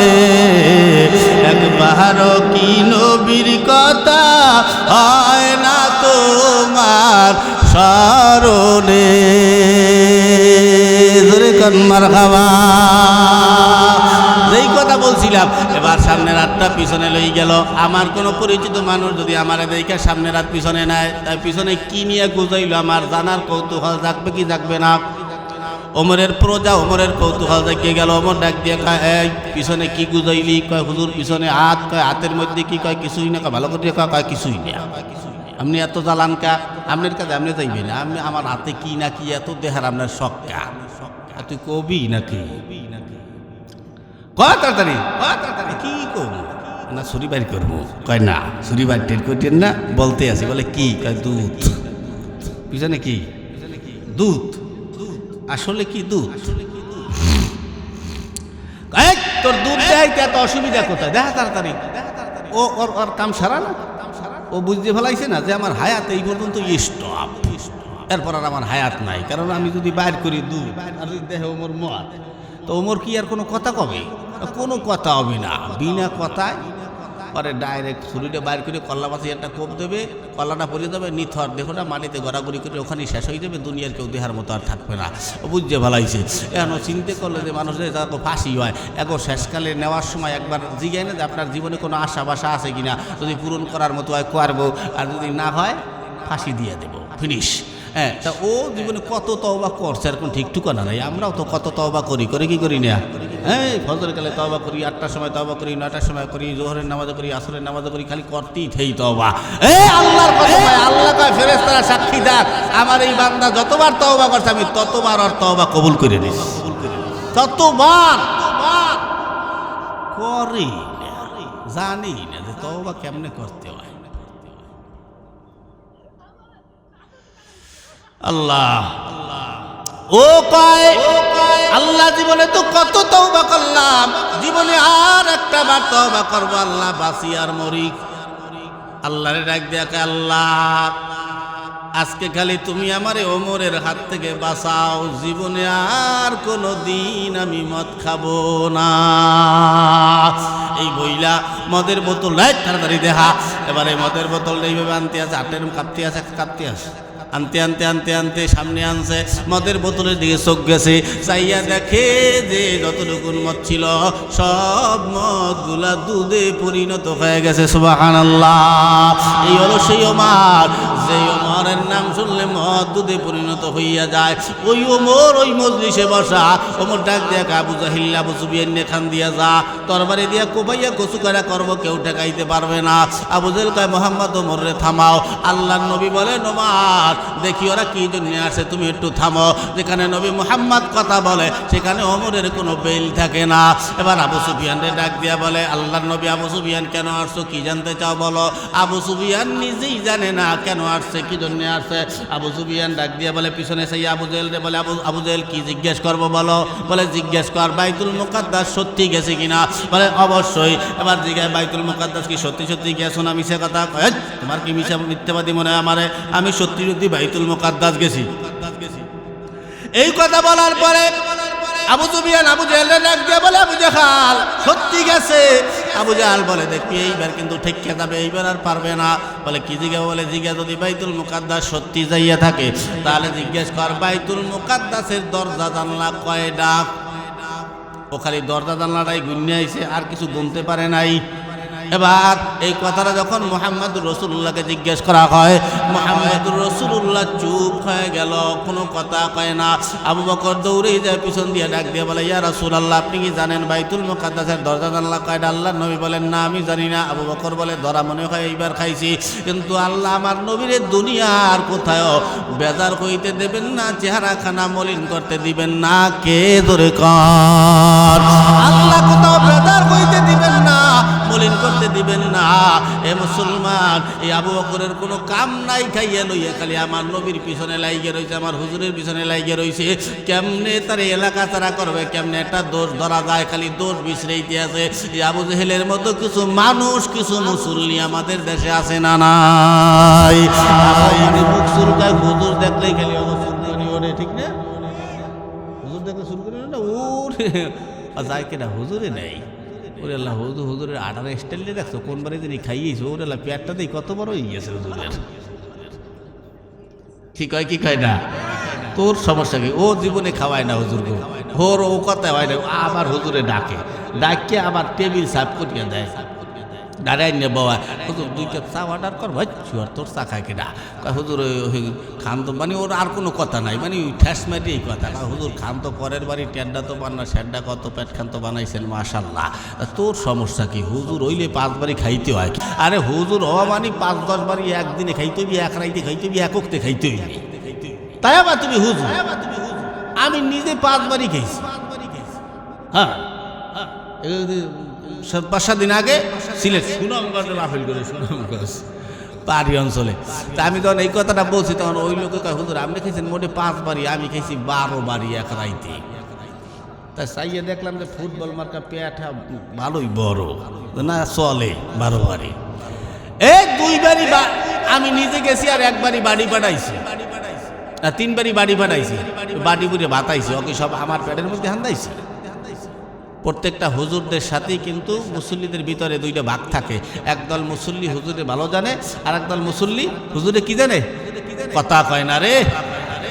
এটা না, এটাই তো হয় হুজুরদের সাথে যাদের মানে হুজুরের খায়ের খা সায়ের খা, তারা হুজুরে ভালো জানে। দেখবেন এদেরকে ডাকে রেখে এমনও গরিব আছে আমার মুসল্লিদের ভিতরে, যেই মুসল্লি সারা বছরে একটা আপেল কিনে সন্তানকে খাওয়াইতে পারে না, একটা দেশি মুরগি কিনে হুজুর খাওয়াইতে পারে না বাচ্চাকে, ওই ওদেরকে ডাকে রেখে হুজুররা তাদেরকে দেয়, হুজুরে খায় না।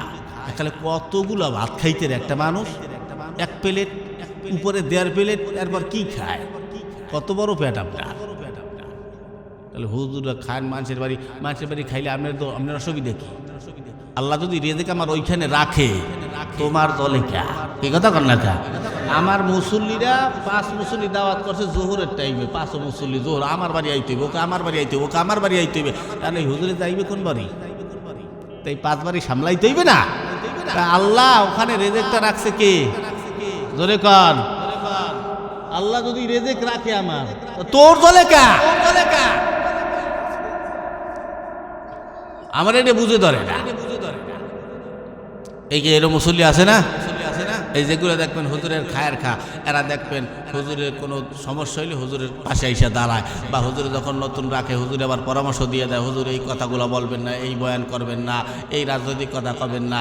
এরপরে এই এই যে একটা যুবক ছেলে দেখছেন হুজুর, ওর মাথা কিন্তু গরম থাকে সকল সময়, ওর দ্বারে যাবেন না, ওই লোকটার লগে চলবেন না, ওই দোকানে বসবেন না, ওই দোকানে চা খাবেন না, এগুলো বললে দেয় কি দেয় না।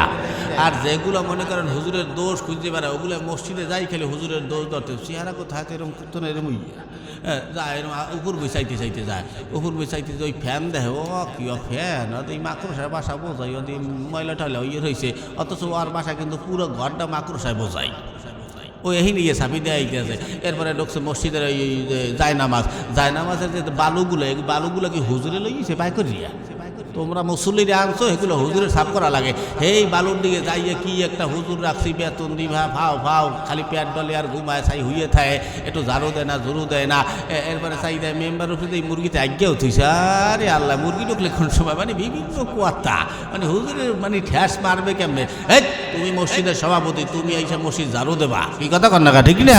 তুমি মসজিদের খাদেম, পাইতে হলে সম্মান কেমনে নিতে হয় জানেন তো না। আমি আইয়ে খালি টুপি মাথায় দিয়ে ভিআইপি পোশাক পরিয়ে এবার না তোর মাইকিয়া আইয়ে সামনে বইয়ে থাকলে সম্মান পাওয়া যায় না।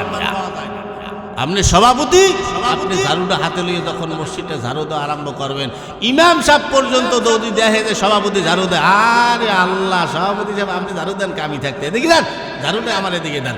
আপনি যদি করেন না হুজুর, আপনি হলেন আমাদের সমাজের নেতা, আপনি বসে থাকেন, আমি আজকে ঝাড়ু দেবো, আমি এই মসজিদের গোলাম খাদেম। ইমাম সাহেব আপনি দিলেন না, জোর করে রাখিয়ে দিলেন। এরপরে দেখবেন 4-5 মুসল্লি ঢুকলে, আরে আল্লাহ, কি সভাপতি না, আরে আল্লাহ, সভাপতি ঝাড়ু দেয় কা, দৌড়ে দিয়ে আপনার হাতের থেকে এই ঝাড়ুটা যেভাবে হোক কাটিয়ে লইয়ে দেবে, আপনারা ঝাড়ু দিতে দেবে না। এই যে সম্মানটা আপনি পাইলেন, এত ওই আতর গোলাপ মাখাইয়া সামনে বইয়ে থাকলে কি এই সম্মান পাওয়া যাইতো? ইমাম সাহেব যাইয়া হাত দিয়ে ঝাড়ুটা লইতে গেছে, এটা যে একটা সম্মান, এটা কি হে বোঝে না? তা ঝাড়ু না ধরা পর্যন্ত তুমি সম্মান পাবা না, পাইতে হলে ঝাড়ু ধরতে হইবে। এই কথা কর না, ঠিক না? কত কিছু করছো, বুঝাবো কি দিয়ে, কি দিয়ে বুঝাবো? আমি বলতে গেলে তো হয় না। না, আমি কোনো খালি সুরের বক্তা না, আমি নূরেরও। আমি যেমন সুর দিতে পারি, আমার আবার সিল্লেও দিতে পারি। কষ্ট হইবে আপনি গো? আচ্ছা, একটু বসেন, বেশি কথা কইয়ে ফেলাই, এই কথাগুলো বলা দরকার আছে না? ও হুজুর গো, আপনি অবহেলা করেন খুব। আপনার জানাজার নামাজে আমার থাকা লাগে, আপনার দোয়ার অনুষ্ঠানে আমার থাকা লাগে, আপনার জন্ম অনুষ্ঠানে আমার থাকা লাগে, আপনার একটা দোয়ার জন্য আমার থাকা লাগে, মসজিদে নামাজ পড়াইতে আমার থাকা লাগে। আপনার পরিপূর্ণ আখেরাতের পরিপূর্ণ ভার দায়িত্ব ইমাম সাহেবের উপরে। আপনি নামাজ তো ইফতেদাই তো বিহাজাল ইমাম, হ্যাঁ, কইয়া সারাই দিয়েছেন, ইমামের মাথার উপরে পড়ে গেছে। আর নামাজ না হইলে তো আর সব আল্লাহর দরবারে জবাব দিতে করতে হইবে। তা আপনার এত বড় দায়িত্বটা আপনি হয়তো আপনি ইমাম সাহেবের দোষ খুঁজে বেড়াইতেছেন। টাহা দেন কয়টা? আমিয়া কয় টাকা দেন? 20 টাকা, 30 টাকা, 50 টাকা, 70 টাকা, 100 টাকা। হ্যাঁ, সর্বনিম্ন রিক্সাওয়ালার বেতন 120 টাকা, আর যে বেশি লক্ষ লক্ষ টাকা মায়না পায়, ইনকাম করে, তার বেতন সর্বোচ্চ 100 টাকা। তো এই দিয়ে কি হুজুর কিনছেন আপনি? হুজুরের পাশে থাকবেন, দোয়া নেবেন, দোয়া এমনি এমনি আসে না। আল্লাহ পাক কবুল করেন, সকলে বলি আমিন। এই কথা বলছিলাম, আবু জেহেল এবার জিজ্ঞেস করলেন, মুহাম্মদকে জিজ্ঞেস করো, বাইতুল মুকাদ্দাসের দরজা জানলা কয় না? আপনাদের কাছে আমার প্রশ্ন, আল্লাহর নবী কি দরজা জানলা গুনতে গেছিল? কিন্তু না। এবার কি আর করার, এবার আল্লাহর নবীকে দুনিয়ার কোথাও বেজার হইতে দিবেন না আল্লাহর নবী মুখটা বেজার হবে মলিন হবে।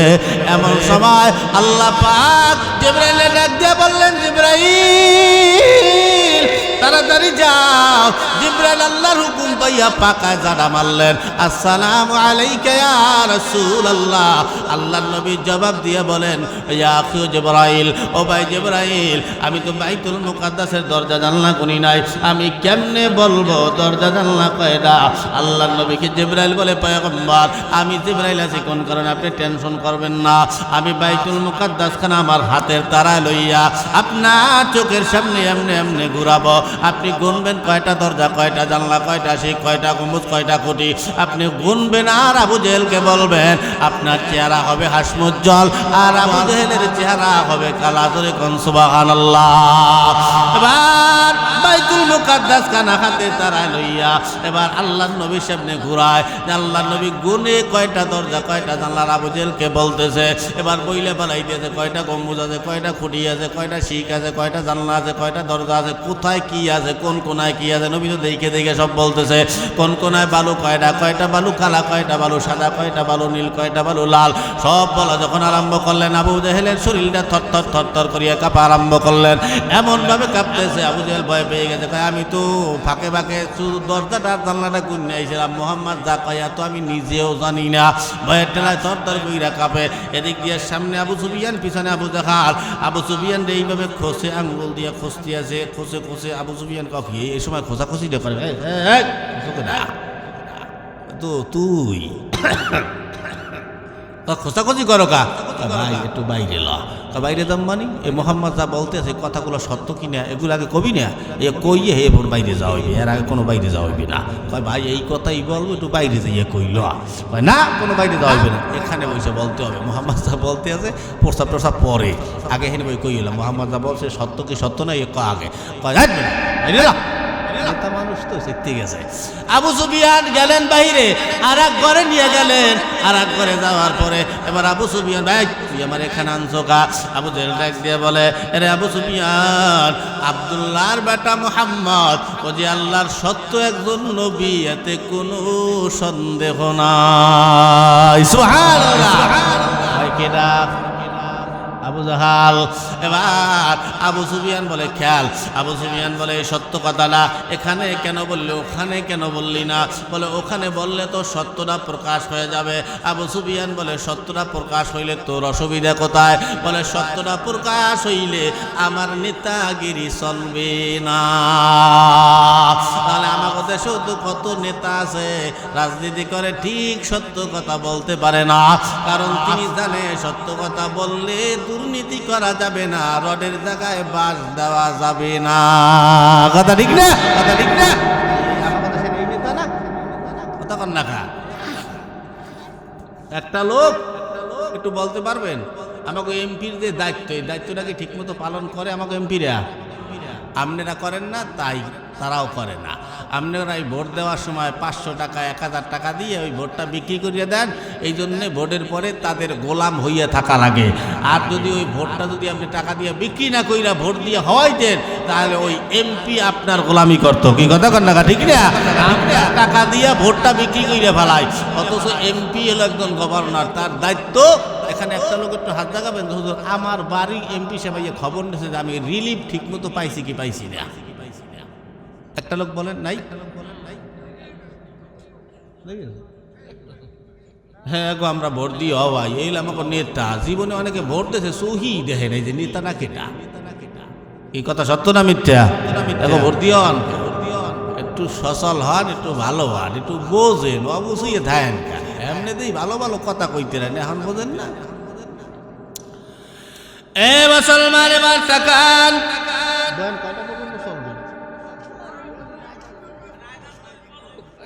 হ্যাঁ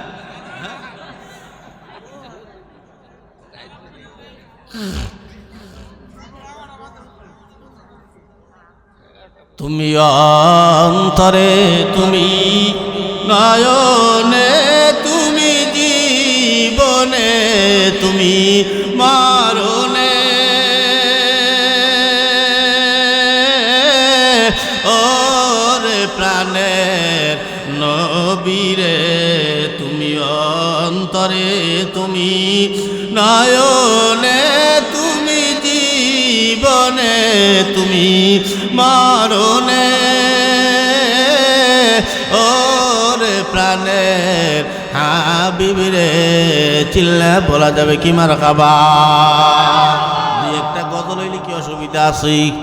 তুমি খাঁটি প্রেমের ফুল, তুমি জীবনের দুকুল, তুমি আলোয় আঁধারে, তুমি পূর্ণিমা চাঁদ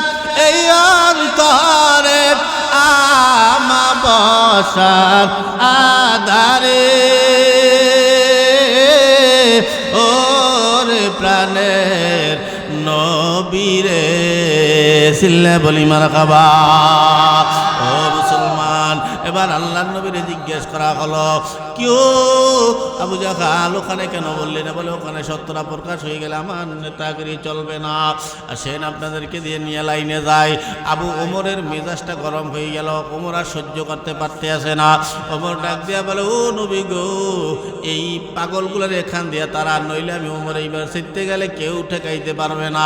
আল্লাহর নবী বলেন, আবু জাহাল চাচা তুমি এনে চলিয়ে যাও, নইলে ওমর শিখতে গেলে আমিও ঠেকাইতে পারবো না। এবার আবু জাহেল সব নেতারা মুখ বেজার করি ওখান দিয়ে চলে গেল। এবার আমার আওয়াজ দিয়ে, নবী গো আপনি আমাদের বয়ান করেন। এবার আল্লাহ এই যুবকরা বয়ান শুরু হইল, খেয়াল দিয়ে বসো, টাইট পেটিয়ে বসো। আল্লাহ নবী বলেন, ওমর খেয়াল দিয়ে টাইট পেটিয়ে বসো। এবার আল্লাহ নবী বয়ান আরম্ভ করলেন। প্রথমে বলছিলাম, আল্লাহ আমাদেরকে নামাজ দিছে যেন কয় ওয়াক্ত। প্রথম ওয়াক্তের নাম কি জানেন? আমার যুবকরা কয় না, কারণ নামাজ পড়ে না তাই জানেও না। বলো প্রথম ওয়াক্তের নাম কি? বলো তো, বললে ফজরে ফরজ কয় রাকাত? 2 রাকাত। এই 4 রাকাত বেরিয়ে গেছে। 2 রাকাত ফরজ নামাজ কোথা থেকে আসলো, কেমনে আসলো, বলবো কি বলবো না? আর আল্লাহ নবী বলেন, ওমর শোনো, এবার আমাদের আদি পিতা, আমাদের আদি মা আদম আল হাওয়া আলাইহিস সালাতু ওয়াস সালাম, এরা ছিল জান্নাতে। জান্নাতে আরো একজন ছিল, সেটা হলো ইবলিস। ইবলিস আমার আল্লাহর হুকুম অমান্য করছে। অনেক লম্বা আলোচনা, আমি সংক্ষেপ করিয়া বলতেছি। আল্লাহর হুকুম অমান্য করার কারণে আল্লাহ ইবলিসকে জান্নাত থেকে বের কইরা দিছে। ইবলিসের মেজাজটা গরম হয়ে গেল, অথচ আল্লাহর একটা হুকুম, কি হুকুম পালন করে নাই আপনারা কি জানেন? কি হুকুম? সেজদা দেয় নাই, ঠিক না? সেজদা দেয় নাই। অথচ এই পৃথিবীর এমন কোনো জায়গা নাই যেই জায়গায় ইবলিস কপাল ঠেকাইয়া সেজদা দেয় নাই, ঠিক না? একটা সেজদাও আমার আল্লাহ কোনো দিন কবুল করে নাই। কারণ কি ছিল জানেন? কারণ ও যত সেজদা দিছে, কোনো সেজদা আল্লাহ পাকের হুকুম ছিল না। কিন্তু আল্লাহ যেই দিন হুকুম করছে ওই দিন ইবলিস সেজদা দেয় নাই, ঠিক না? এই জন্য আল্লাহ কবুল করে নাই। আল্লাহ জানে বরদুত বানাইয়া বাইর কইলেন, মেজাজটা গরম হয়ে গেল। সামান্য একটা মাটির বনি আদমের কারণে আল্লাহ মারে জান্নাত থেকে বের করে দিলে, এটা আল্লাহ ঠিক করে নাই। মেজাজটা গরম হয়ে গেল, মনে মনে টার্গেট বসাইলেন, যদি আমিও বাঁচতে থাকি মাটির একটা বনি আদমকে আমি জান্নাতে যাইতে দেব না, জান্নাতে থাকতেও দেব না। আল্লাহরে ডাক দেয়া বলে, আল্লাহ তোমার সাথে আমার চ্যালেঞ্জ। বলে কি চ্যালেঞ্জ? বলে তোমার একটা বনি আদমকে আমি জান্নাতে যাইতে দিব না। আল্লাহ বলে কোথায় নিবি? কয় আমি আল্লাহ জাহান্নামে নিব। বলে কেমনে নিবি? বলে তোমার এই বান্দাগুলাকে জাহান্নামে নেওয়ার জন্য আমি হাজার হাজার মজার মজার গুনার রাস্তা খুইলা দিব। তোমার এই বান্দারা গুনাহ করবে আর জাহান্নামে যাবে। আল্লাহ পাক চ্যালেঞ্জ গ্রহণ করলেন। আল্লাহ পাক বলেন, ওয়া মাকারু ওয়া মাকারাল্লাহ আল্লাহু খায়রুল মাকিরিন।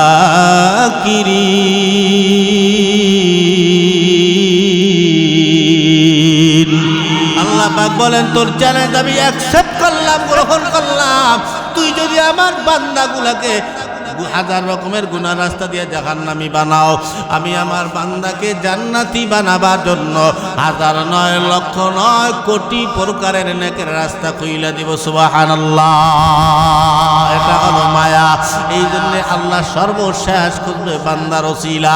এই জন্য একটু হাত জাগাইয়া আল্লাহর ফেরেশতাদের মাধ্যমে ক্যামেরা করাই নেই। 5 ওয়াক্ত নামাজ পড়বা, হাত জাগাও, ক্যামেরা হইয়া যাও। আমিন। আল্লাহ কইবে এনার জাহান্নামে লই যা। ফেরেশতারা কইবে আল্লাহ একটু দাঁড়াও। বলে কি হইছে আবার? কয় আল্লাহ তোমার এই বান্দার একটা হাত দেখা যায়। বলে কোথায়? বলে চর গাজীপুর ওই মাতবার বাড়ি জামে মসজিদের ময়দানে মাহফিল হইছিল। আল্লাহ ওখানে হাত জাগাইছিল, নামাজের ওয়াদা করছিল। ওই হাতটা ওই দিনের মসজিদের ভিতরে আল্লাহ দেখা যাইতেছে। কয় ওই যে দেখা যাইতেছে। বলে যা। আল্লাহ কয় যা, আমি ওরে এই হাতের ওসিলায় ওরে মাফ করিয়া জান্নাত জান্নাতি বানাইয়া দিলাম। এই জন্য হাত জাগাইতে বলে একটু জাগাইয়েন। এবার আদম হার হাওয়া জান্নাতের ভিতরে, ইবলিস রইল বাহিরে। এখন ইবলিস চিন্তা করলো যদি ওদেরকে ধোঁকা দিতে যাই তাহলে তো জান্নাতে ঢোকা লাগবে, কেমনে ঢোকবো জান্নাতে, আমার তো বাড়ি ফিরে দিছে, আর ওখানে ঢোকাও তো সম্ভব নয়। চিন্তা কইরা গেল। এ লম্বা ঘটনা সংক্ষেপে বলি, ময়ূর পাখির সাহায্য নিয়া ইবলিস গেলেন জান্নাতের গেইটে। জান্নাতের গেইটে ছিল সাপ মাথা বের করা, সাপ ছিল জান্নাত। এবার ওই সাপের পেটের সাহায্য নিয়া ইবলিস ঢুকলেন জান্নাতের ভিতরে। জান্নাতের ভিতরে যাইয়া সাপ ডাক দিয়া বলে, ইবলিস তুমি আমার পেটের থেকে বের হও। ইবলিস বলে না, বের হবো না। বলে না, তাড়াতাড়ি বের হ। বলে না, বলে বাইর হবা না কে?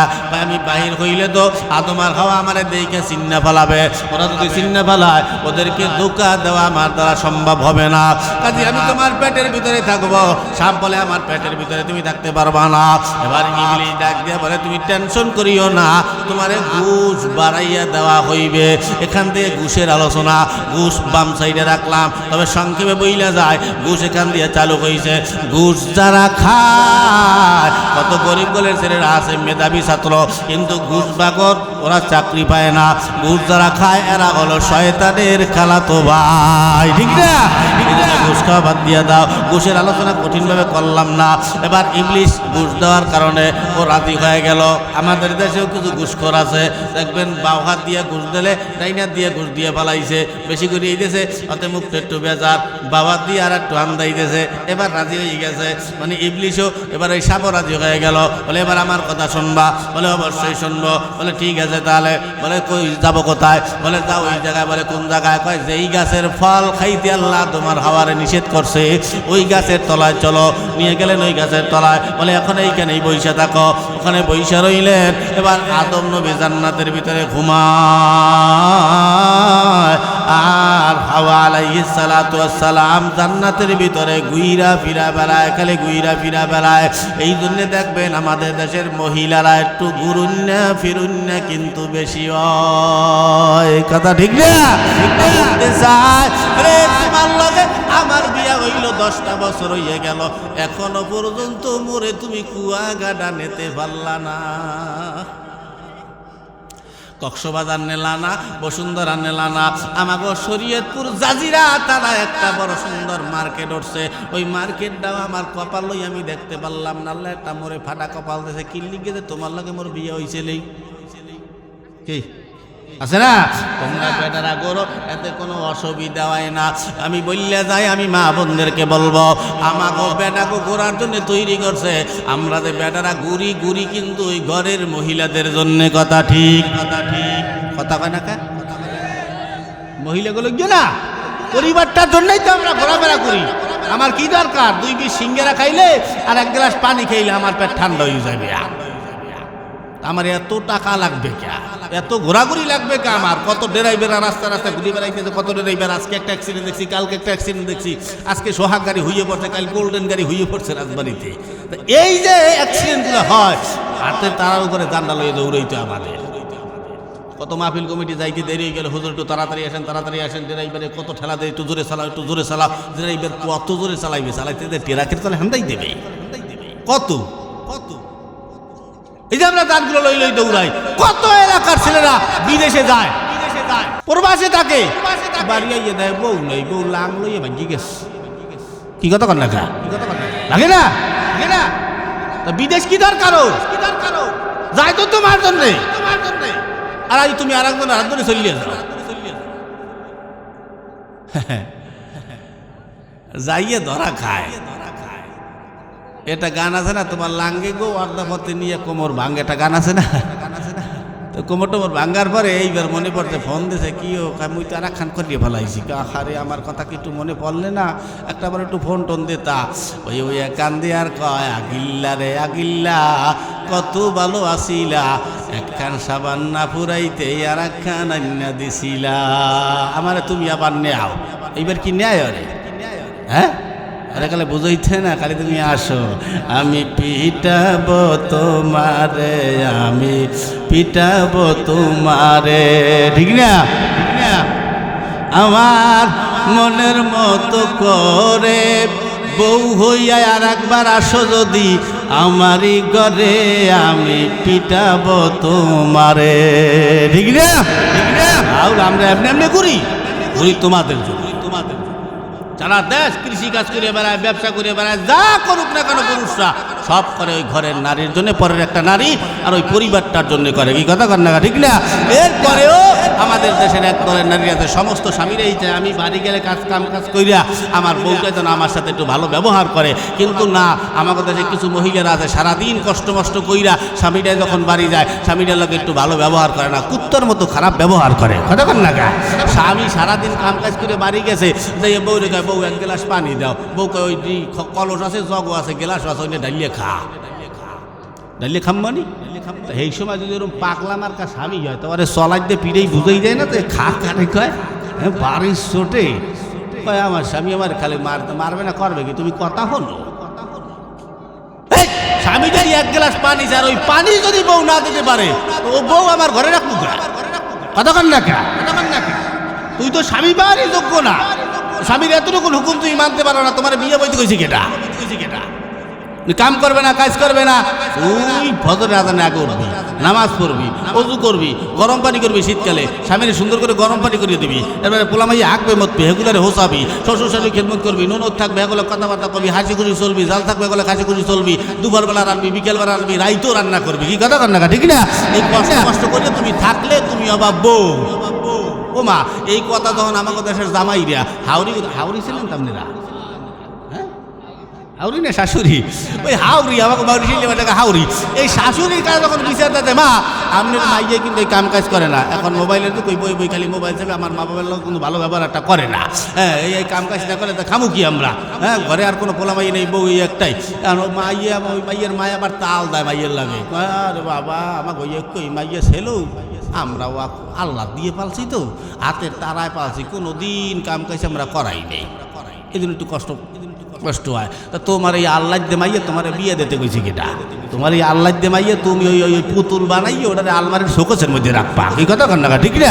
বিয়ে দিতে কইছি কিটা? ওটারে মাইয়ে হইছে, ওটা পরের বাড়ি যাবে, ওটারে কাম কাজ শিখেই তো হইবে, এরপরে ভালো একটা জায়গা দেখে বিয়ে দিতে হইবে, এরপরে ওখানে থেকে কাম কাজ করবে, শ্বশুর শাশুড়ি থাকবে, ননদ থাকবে, 10টা ননদ থাকবে, জাল থাকবে, ঘাট জাল, জাহি জাল, কত রকমের জাল থাকবে, শাশুড়ি থাকবে, চাচি শাশুড়ি, নানি শাশুড়ি, দাদি শাশুড়ি, এরপরে এরা থাকবে, 10 ননদ 10টা কথা কবে, 10 শাশুড়ি 10 কথা কবে, 10 জালে 10টা কথা কবে, সবাই লোক কথা কাটাকাটি করিয়ে নিজের সংসারটা চালাই রাখতে হবে, ধরিয়ে রাখতে হবে। তাই তুমি বাবু উনি গেছ, উনি কোনো কাম কাজ করবে না, এরকম হয় কি হয় না? এই শাশুড়ি আবার উনি পিন দেয়, এই শাশুড়ির পিন পাইয়া ওই বউ গেছে চাঙ্গে উঠিয়ে, বুঝেছেন? আর ওই বউ মুইয়া তোমার মানে ভাতটা দিয়ে খাওয়াইতে পারবো না, তুমি আমার লইয়া আলাদা খাও। ক্যা তুই জন্ম তো সেইটা নেই। আর আমাদের দেশের এই পাগলা যুবকগুলা ওই বউর কথা শুনিয়া উনি মানে আর বিয়ে করতে পারবে না, উনি ওই বাপ মারি আলাদা করিয়া দেয়। তুমি কয়েকদিন পরে বাবা তুমি আশা করিও না তোমার পোলায়ও তোমার ওই পুত্রবধূ আইন না তোমার খেদমত করে খাওয়াবে। তুমি তো 30 বছর বিয়ে করছো না, তোমার পোলায় করবে 15 বছরের খালে করিয়া। কথা কয় না? ঠিক না? তারপর কি হইবে করলে বুঝলেন নাই? অল্প বয়সে মাইয়া। এজন্য সাবধান, যেমন করবেন তেমন কিন্তু ফল পাবেন। এজন্য যুবক বলবো ওই সুন্দরের দিকে তাকাইয়া ওই বাপ মানে তুমি আলাদা করে দিও না, জীবনে একেবারে রসাতলে চলিয়ে যাবে। এজন্য সাবধান, নারীদের থেকে দূরে থাকবা, কারণ ইবলিস শয়তান নারী দিয়া পুরুষদেরকে ধ্বংস করবে। পিছনে কি কষ্ট হইতে আছে? এবার আদম নবী জান্নাতে ঘুমায় আর হাওয়া জান্নাতে ঘুইরা ফিরা বেড়ায়। ঘুরতে ঘুরতে ঘুরতে ঘুরতে ঘুরতে ঘুরতে ওই গাছের পাশ দিয়ে রওনা, যেই গাছের তলে ইবলিস বসা। এবার হাওয়ার কানে গিয়ে কান্নার আওয়াজ বাড়ি খায়। হাওয়া আলাইহিস সালাম কান্দতেছে, ওই সাপ কান্দে। হাওয়া চোখ ঘুরে তাকায় দেখে সাপ কান্দে। কি ব্যাপার সাপ, তুমি কান্দো কেন? এবার সাপের পেটের ভিতর থেকে ইবলিস শয়তান আওয়াজ দেয়, আমি তো আমার জন্য কান্দি না, আমি কান্দি আদম আর হাওয়ার জন্যে।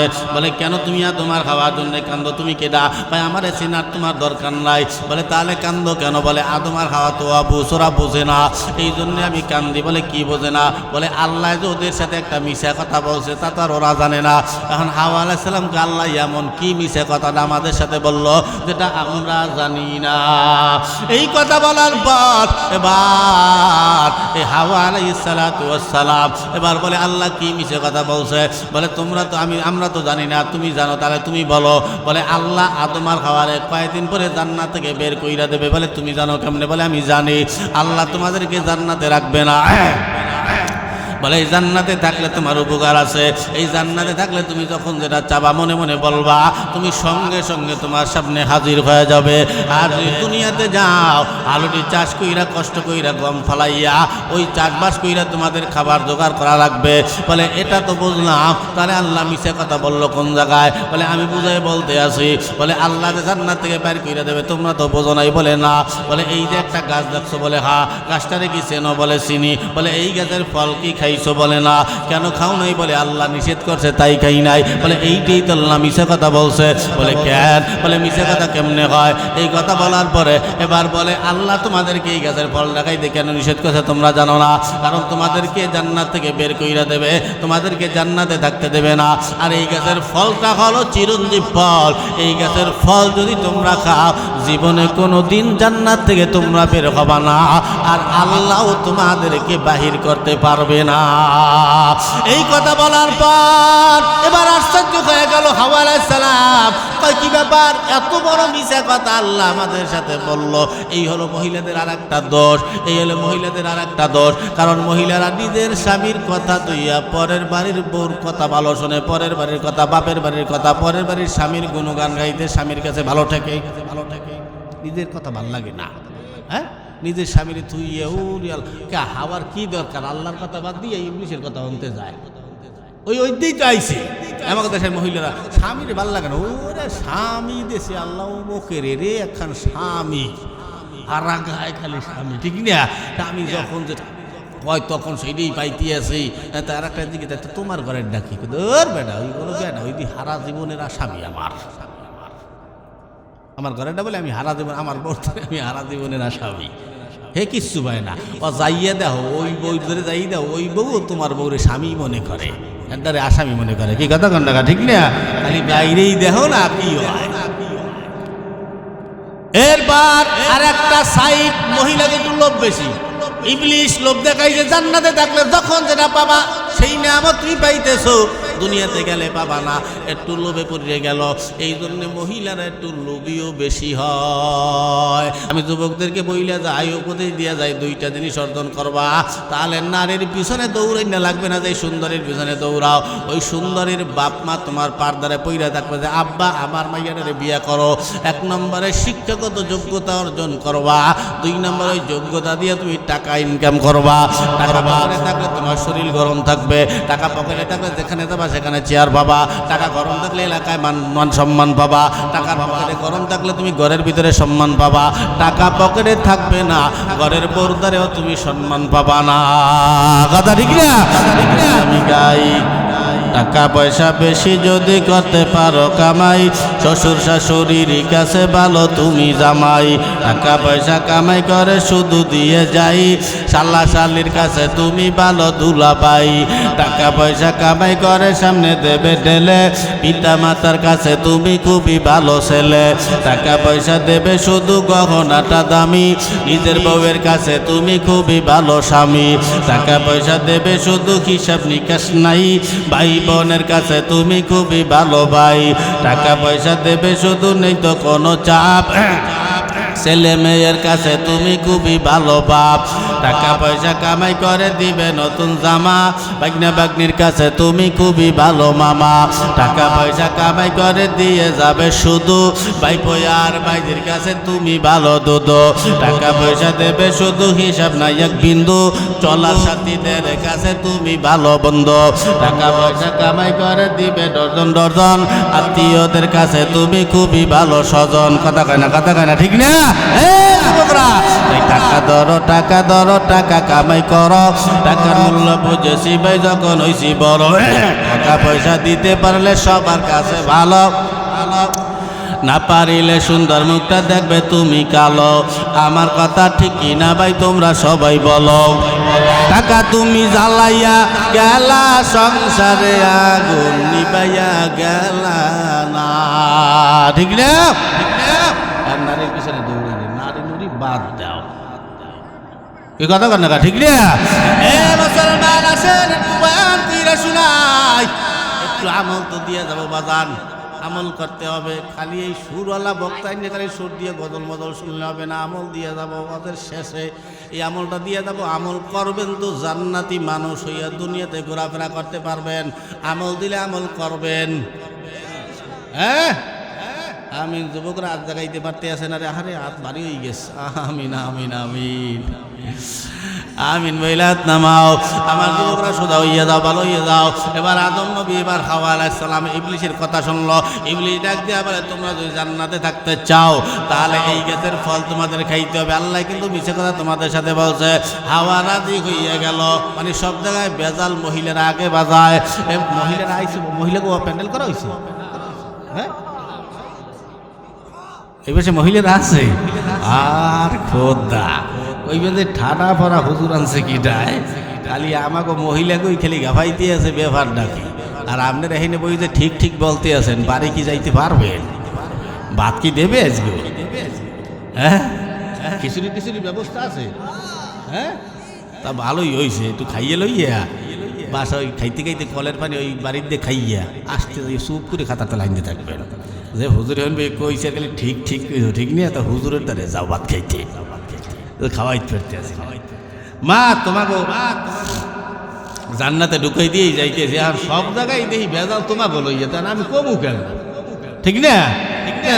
এই সামনেও ভেজালটা বাধায় তো ওই ইংলিশের কথা হইনি, ওই ফলের রস খাইছে, খাইতে কইছে রে কেউ খাইয়া। এবার ওই রস লইয়া গেলেন আদমের জন্য। আদম নবী তো ঘুমায়, ঘুমের থেকে দেখবেন মানুষ উঠলে মানুষের সেন্স ঠিক মতো কাজ করে না। ওই মানুষটারে উঠানোর পরে এবার আদম নবীর সামনে ধরলেন, ধরো রস খাও। আদম নবী ডক ডক করে গেলতে আছে, অর্ধেক গেলার পরে আদম কয়, এটা কিসের রস? কয় এটা হলো গন্ধম ফলের রস। গন্ধম ফলের রস মানে আল্লাহ যেটা নিষেধ করে তুই মারে খাওয়াও কা। মহিলা তো বুঝতে পারে না, এই কামদা গডার তা ঘটিয়া গেছে। আমাদের দেশে কত মহিলারা বেজাল বাজাই দিয়ে দরজা তালা মারিয়ে ভিতরে বইতে, এদিক দিয়ে এলাকার মানুষ পিটে পিটে মারামারি করে লাশ পড়িয়ে যায়। আছে না এরকম বেজাল? কত এলাকায় মারামারি হয়। এবার যা ঘটনা ঘটার তা তো ঘটতেই গেল। এবার আদম তাকাইয়া দেখে যে ঘটনা তো ঘটাইয়া লাইছে, মুখের মধ্যে আঙ্গুল দিয়া বমি করতে চায় কিন্তু কোনো বমি হয় না। কি আর করার, তাকায় দেখে আল্লাহর দেওয়া জান্নাতি পোশাক, স্বর্ণখচিত পোশাক গুলা খুইলা খুইলা পইরা দনোজন ল্যাংটা হয়ে গেল। ডাক দিয়ে এবারে দুইজনের সামনে কোনোদিন ল্যাংটা হয় নাই। এবার দুইজনের লজ্জাস্থানের উপরে হাত দিয়া দুইজন এই গাছের কাছে যায়। জান্নাতের এমন কোনো গাছ নাই যেই গাছের কাছে আদম আর হাওয়া যায় নাই, কোনো গাছ তাদেরকে রায় দেয় নাই। সব গাছের একই কথা, রে আদম হাওয়া তোরা নাফরমান বেঈমান, আল্লাহর হুকুম অমান্য করছো, আমার গাছ ছুবি না, আমার গাছের পাতাও তোরা ধরবি না। এই কথা বলার পরে এবার মাথা নিষ্পয় দিয়া দাঁড়াইয়াছে, কারণ আল্লাহর হুকুম অমান্য করছে। কোনো গাছ তাদেরকে পাতা দিল না। আমজির নামের একটা গাছ, এই গাছটা ডাক দিয়া বলে, রে আদম হাওয়া দিকে আয়, তোকে কি কেউ পাতা দিল না? কয় না। বলে কি বলে? বলে আমাকে নাফরমান কয়, বেঈমান কয়, আল্লাহর হুকুম অমান্যকারী কয়। বলে কেউ পাতা দিবে না, আমি আমজির একটা গাছ, আমার গাছের থেকে তোরা যত পাতা লাগে নে। আদম নবী নিলেন 3 খান পাতা, নিয়ে তার লজ্জাস্থানগুলো ঢাকলেন। আর হাওয়া নিলেন 5 খান পাতা, তিনি নিয়ে তার লজ্জাস্থানগুলো ডাকলেন। এই জন্য দেখবেন পুরুষ মানুষ মারা গেলে কাফনের কাপড় দেয় 3 খানা, মহিলা মানুষ মারা গেলে কাফনের কাপড় দেয় কয়খানা? 5 খানা। এখান দিয়ে আসছে ও মুসলমান। এবার আদম নবী আল্লাহ একবার ডাক দিলেন, জবাব দেয় না ভয়ের কারণে, আওয়াজ দিয়ে কয়। জবাব দেওয়ার পরে আল্লাহ পাক বললে, আদম জান্নাত থেকে তাড়াতাড়ি বের হও। আদম বুইজা পালাইছে, আল্লাহ রাগান্বিত হইয়া গেছে। আদম সঙ্গে সঙ্গে ডাক দিয়া বলে, আল্লাহ রব্বানা যালামনা আনফুসানা, আল্লাহ কয় কোনো লাভ হবে না।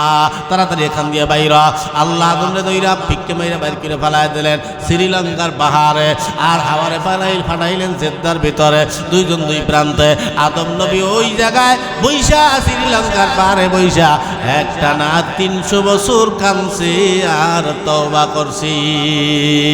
এই জন্য বোঝা যায় তওবাটা আল্লাহর দরবারে উন্নত মানের একটা আমল।